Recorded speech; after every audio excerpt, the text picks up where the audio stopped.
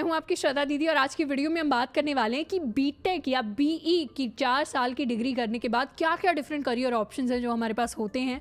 अगर हम एक बीटेक स्टूडेंट हैं तो फिर किन किन डायरेक्शंस में हम जा सकते हैं। बात कर रहे होंगे प्राइवेट सेक्टर में क्या अपॉर्चुनिटीज़ हैं, गवर्नमेंट सेक्टर में क्या अपॉर्चुनिटीज़ हैं, PSUs क्या होते हैं और साथ के साथ अगर हमें मास्टर्स करना है तो उस डायरेक्शन में कैसे जाना है। और अगर आप एक BSc BCA के स्टूडेंट हैं जिसको सिमिलर वीडियो चाहिए करियर ऑप्शंस के बारे में तो आप मुझे नीचे कॉमेंट्स में बता सकते हैं, हम सिमिलर वीडियोस लेकर आ रहे होंगे। और इस वीडियो से रिलेटेड अगर कोई भी डाउट रह जाता है, कोई भी ऐसा टॉपिक है जिसके बारे में आपको एक डिटेल्ड वीडियो चाहिए तो उसके बारे में भी आप मुझे नीचे कमेंट करके बता सकते हैं। तो वीडियो की शुरुआत करते हैं। बात हम करने वाले हैं करियर ऑप्शंस के बारे में इन बीटेक एंड BE।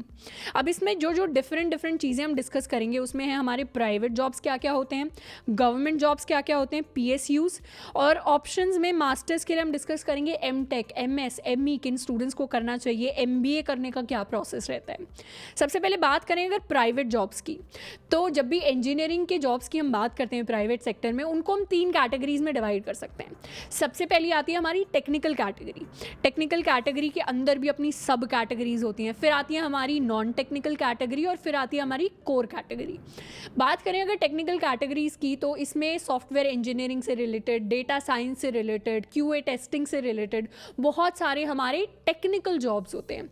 ये यूजुअली कंप्यूटर साइंस या IT के स्टूडेंट्स करते हैं, लेकिन आजकल सॉफ्टवेयर में इतने ज़्यादा जॉब्स हैं सॉफ्टवेयर डेवलपमेंट की फील्ड में कि बहुत सारी बाकी ब्रांचेस के स्टूडेंट भी इसकी तैयारी करते हैं, क्योंकि काफ़ी सारे जो टॉप पैकेजेस होते हैं कॉलेजेस के अंदर वो आज इसी फील्ड में जाते हैं, यानी टेक्निकल जॉब्स के अंडर आते हैं।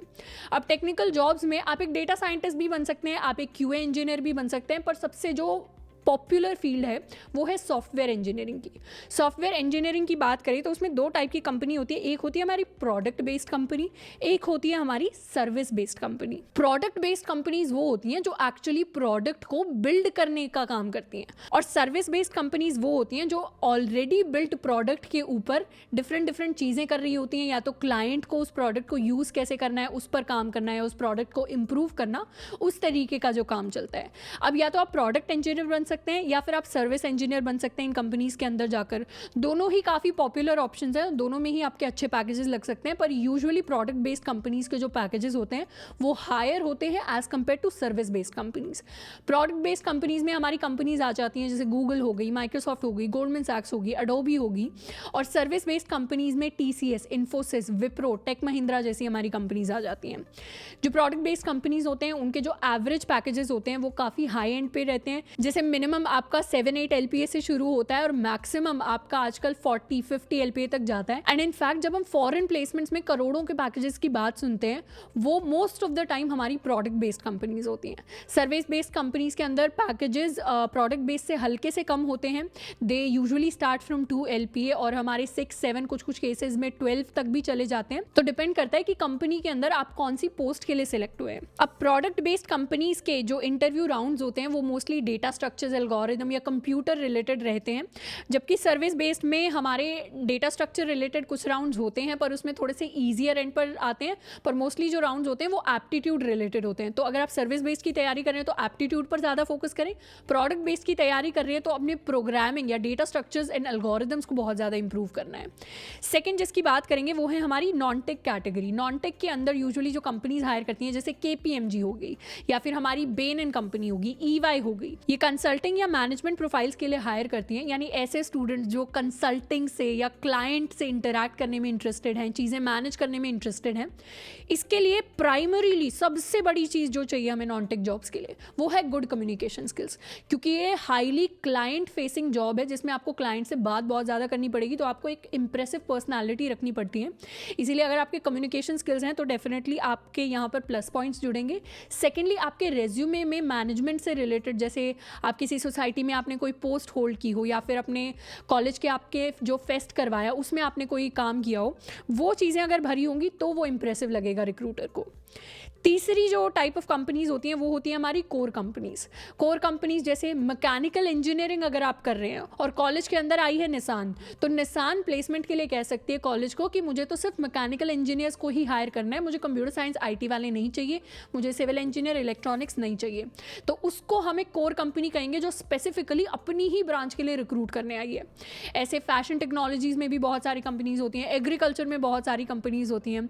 अगर हम बात करें कंस्ट्रक्शन की तो L&T एक कंपनी है जो आती है आपके सिविल इंजीनियर्स को हायर करने। तो इस तरीके से ऑन कैंपस के अंदर काफ़ी सारी ऐसी कंपनीज होती हैं जो कोर ब्रांचेस के लिए ही हायर करने आती हैं, चाहे वो इलेक्ट्रॉनिक्स में हो गया, इलेक्ट्रिकल में हो गया, सिविल में हो गया, बायोटेक में हो गया।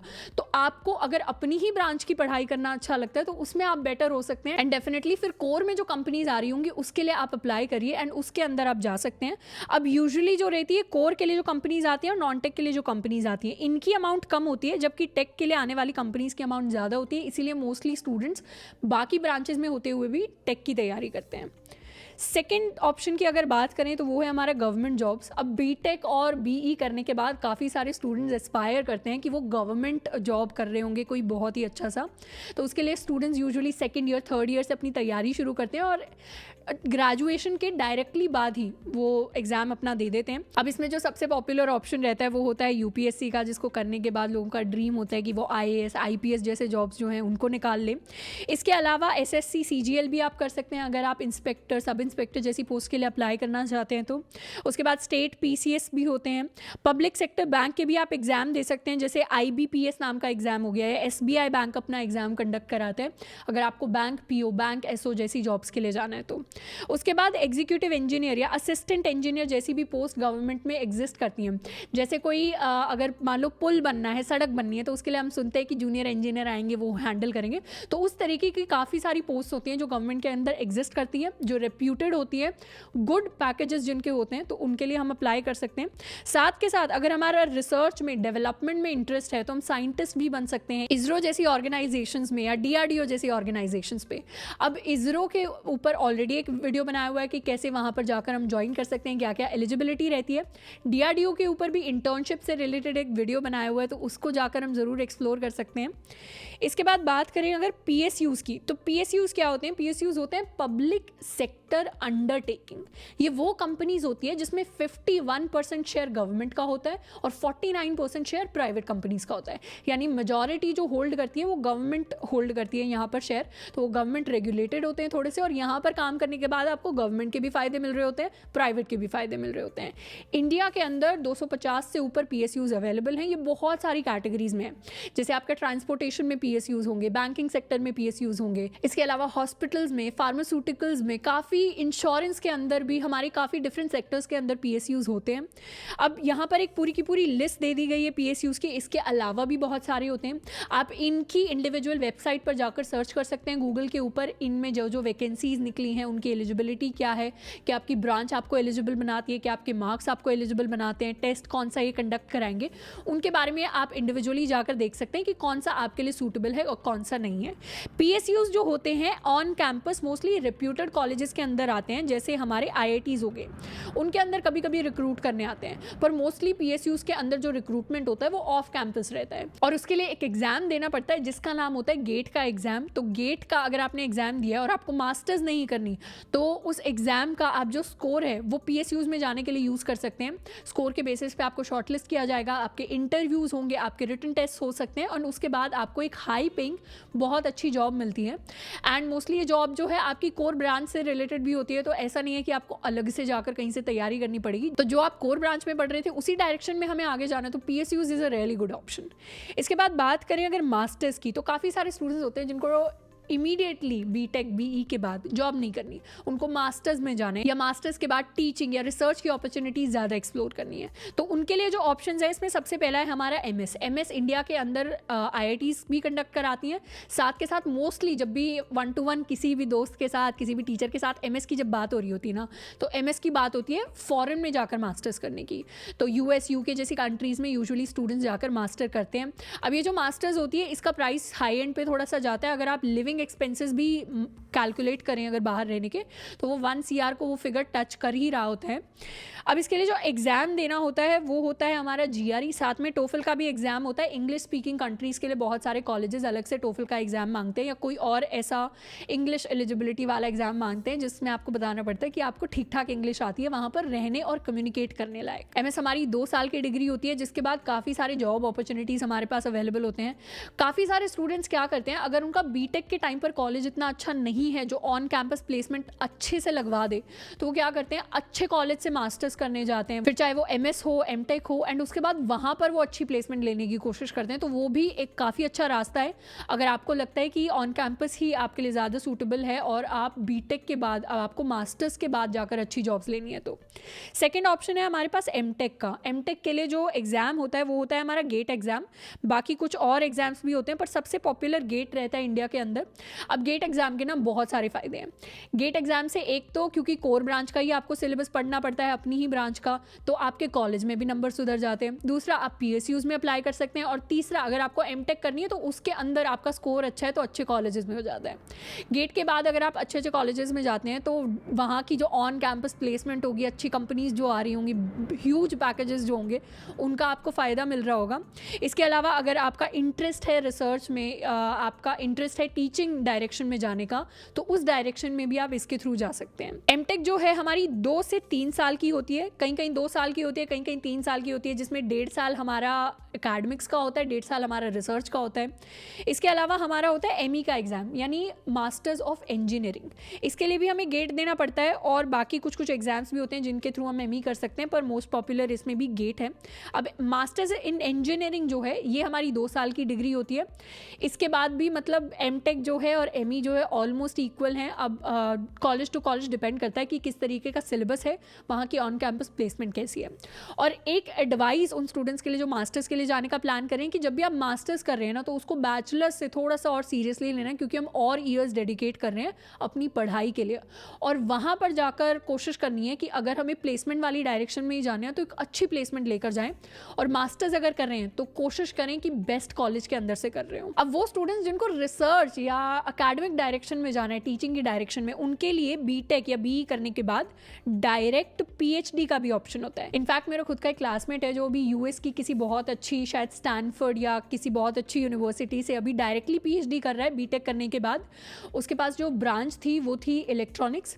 और अगर आप भी किसी कोर ब्रांच से हैं या फिर CSIT से बिलोंग करते हैं तो और आपको रिसर्च वाली डायरेक्शन में जाना है तो आप डायरेक्टली जा सकते हैं। प्रोसेस ये रहता है कि कॉलेज टाइम के अंदर आपने कुछ रिसर्च पेपर्स पब्लिश किए हों, अपने प्रोफेसर्स के साथ काम किया हो। अगर दूसरे कॉलेजेस जैसे IITs हो गए, IIITs हो गए, IISc हो गए, DRDO, ISRO हो गई, यहाँ के साइंटिस्ट या अच्छे प्रोफेसर्स जिन्होंने खुद की बुक्स छाप रखी हैं, उनसे आप लेटर ऑफ रिकमेंडेशन ले पाएँ, अपनी एप्लीकेशन सुधार पाएँ, तो बहुत आपके चांसेस बढ़ जाते हैं डायरेक्टली PhD करने के। इंडिया के अंदर भी आप डायरेक्टली PhD कर सकते हैं। BTech के बाद वो कर सकते हैं आप IIT से, IIIT से, IISc से, तो वो ऑप्शन भी एक्सप्लोर किया जा सकता है।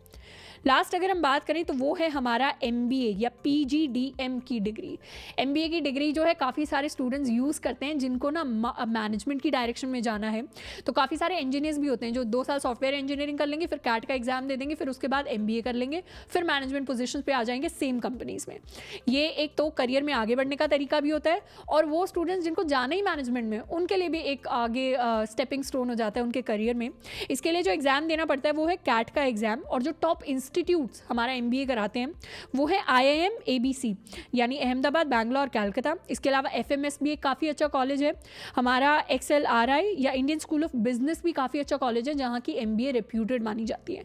MBA आप डिफरेंट चीज़ों में स्पेशलाइजेशन के साथ कर सकते हैं। आप HR में कर सकते हैं, मार्केटिंग, सेल्स, फाइनेंस, रिटेल, इसके अलावा भी बहुत सारे ऑप्शंस हैं। अब MBA करने का सबसे बड़ा फ़ायदा ये होता है कि बहुत सारे स्टूडेंट्स को आज लगता है कि सिर्फ कंप्यूटर साइंस में या IT में ही आजकल सबसे हाई पेइंग जॉब्स हैं, यानी लाखों में जो जॉब्स लग रही होती हैं। बल्कि ऐसा नहीं होता। अगर आप एक अच्छे रेप्यूटेड कॉलेज से MBA कर रहे हैं ना, तो वहाँ के पैकेजेस भी सॉफ्टवेयर डेवलपर्स जितने ही अच्छे उतने ही चार्मिंग होते हैं। तो अगर आपका अच्छी प्लेसमेंट लेना गोल है जिसमें आपका पैकेज को आप बहुत प्रायोरिटी दे रहे हैं, तो उन टर्म्स में अगर आप मास्टर्स करने की सोच रहे हैं तो उसमें MBA को ज़रूर आपको एक सेकंड ग्लांस देना चाहिए। तो ये थे हमारे डिफरेंट ऑप्शंस। अब इसमें से कोई भी ऐसा टर्म था, कोई भी ऐसी चीज़ थी, कोई भी ऐसा ऑप्शन था जिसको आप चाहते हैं कि हम डिटेल में और डिस्कस कर रहे हो, तो उसके बारे में आप मुझे नीचे कॉमेंट करके बता सकते हैं। आज के लिए इतना ही, मिलते हैं नेक्स्ट वीडियो में। Till then keep learning and keep exploring.